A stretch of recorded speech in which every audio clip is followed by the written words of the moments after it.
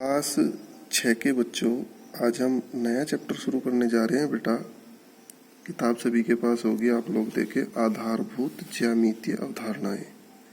तो बेटा इसके अंदर ज्यामिति की अवधारणा है। जैसे सबसे पहला टॉपिक आता है इसमें बिंदु। तो बेटा अगर मैं तुम्हारे से पूछूं कि बिंदु क्या होता है तो तुम क्या जवाब दोगे? देखो बेटा, बिंदु क्या है? अगर तुम प्रकार का एक सिरा जब आप कागज पर रखते हैं कुछ बनाने के लिए, तो प्रकार का सिरा जहां आप रखते हो वहां एक छेद जैसा हो जाता है, तो बेटा उसको हम क्या बोलते हैं? बिंदु। या फिर पेंसिल का नुकीला सिरा आप कागज पर रखते हो। बेटा मैं आपको रख के दिखाता हूं। जैसे ये कागज है हमारा और ये मैंने अपनी पेंसिल का नुकीला सिरा ये रखा, तो ये क्या हो गया बेटा? हमारा एक बिंदु। देखो आप लोग, तो सभी बच्चे वीडियो को ध्यान से सुने और समझें। पेंसिल का नुकीला सिरा या फिर एक सुई का नुकीला सिरा, तो बेटा ये सब क्या कहलाते हैं? बिंदु। अब क्या बोला इसने? जैसे ए है तो ये क्या हो गया? एक बिंदु। सी है, सी क्या हो गया? एक बिंदु। पी है, पी क्या हो गया? एक बिंदु। तो ये सारे के सारे क्या है? बिंदु। आसमान में एक तारा हमें एक बिंदु की अवधारणा का आभास कराता है। बेटा जब हम आसमान में रात को देखते हैं तो हमें तारा दिखाई देता है, तो तारा हमें कैसा दिखता है? कि बिंदु जैसा। तो बेटा दैनिक जीवन में आप इन चीज़ों को ध्यान रखें कि जैसे पेंसिल को कहीं रख दें तो एक बिंदु, आसमान में तारा देख लें एक बिंदु, प्रकार की नोक को रख दें तो एक बिंदु। तो बिंदु अब मुझे उम्मीद है सबके याद रहेगा बिंदु क्या होता है। अब हम जिक्र करेंगे बेटा रेखाखंड। देखो रेखाखंड क्या होता है? बेटा आप एक कागज को मोड़ दें, जैसे ये कागज है इसको आपने ऐसे मोड़ दिया और फिर आप इसको सीधा करें तो बेटा एक लाइन नजर आती है आपको। तो ये जो लाइन है इसी को हम क्या बोलते हैं? रेखाखंड। अगर आप एक कागज को मोड़ दें और फिर उसको सीधा करें तो बेटा एक लाइन नजर आएगी, तो उसको हम क्या बोलते हैं? रेखाखंड। आप करके देखें घर में, कोई बात नहीं। जैसे बेटा ये है, एक कागज है मेरे पास, ये कागज, देखो इसको मैंने सीधा किया मोड़ने के बाद, तो बेटा ये जो नजर आई हमारी ये क्या है? एक लाइन। ये लाइन यानी रेखाखंड। तो आपकी समझ में आ गया होगा सबके रेखाखंड क्या होता है। तो बेटा रेखाखंड के लिए आप लोग सीधा ए बी यानी 2 पॉइंट की जरूरत होती है हमें।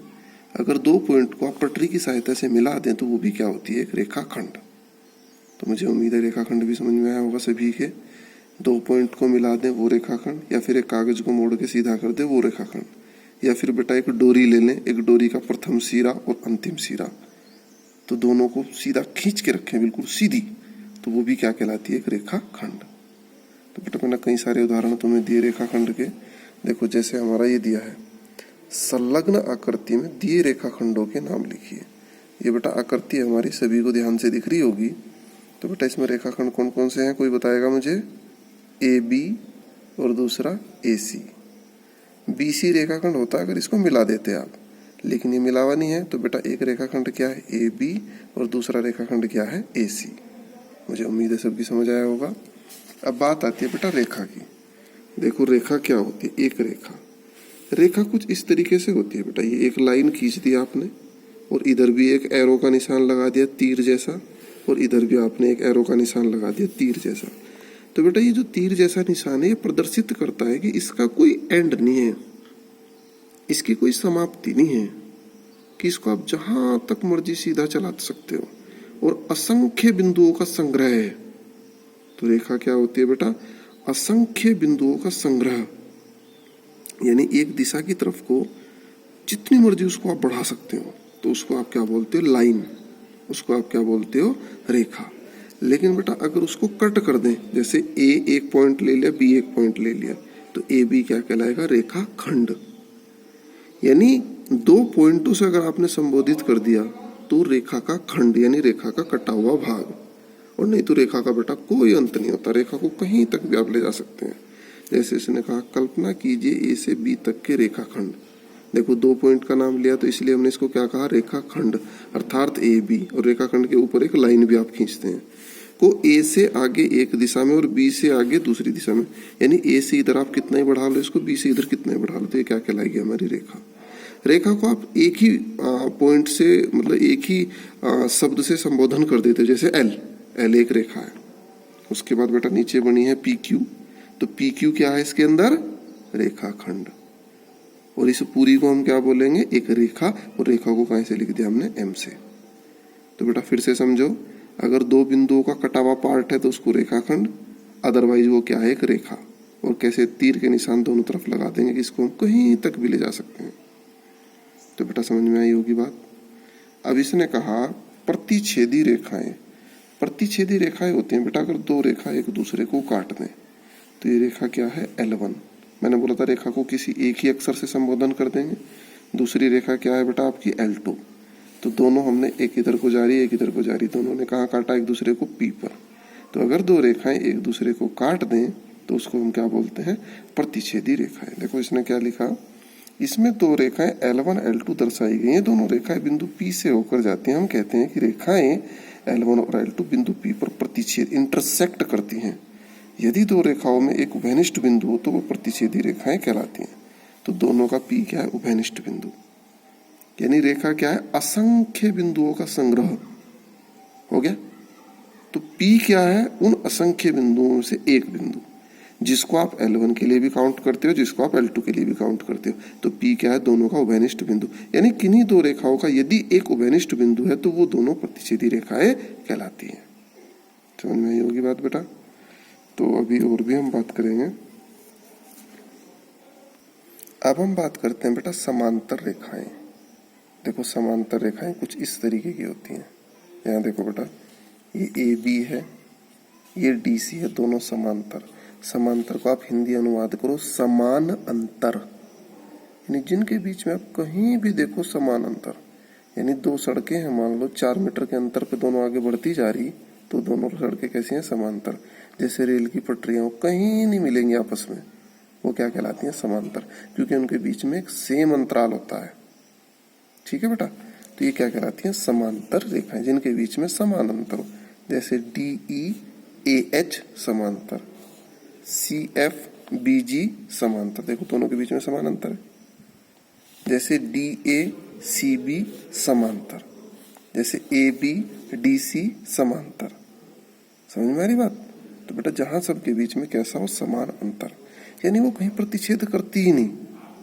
तो इसको आप ऐसे भी लिख सकते हो, ऐसी रेखाएं जैसी मेज के ऊपरी सिरे पर हैं, जो प्रतिच्छेद नहीं करती, समांतर रेखाएं कहलाती है।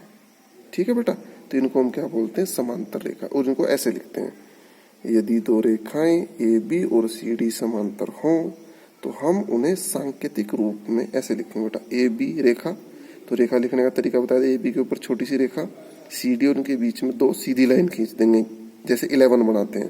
तो इसको कहाँ का निशान बोलते हैं? समांतर का। तो AB समांतर CD लिखते हैं। क्लियर। जैसे बेटा ये है आपका रूलर स्केल के सम्मुख किनारे, तो बेटा ये इधर का किनारा, ये इधर का किनारा क्या है? समांतर। रेल की पटरी, दोनों क्या है? समांतर। खिड़की की सलाखें, तो खिड़की की सलाखें जा रही है ऐसे ऐसे ऐसे, तो ये क्या है? समांतर। तो मुझे उम्मीद है बेटा समांतर भी आप लोगों की समझ में आई होंगी। तो उसके बाद क्या है? किरण, रे।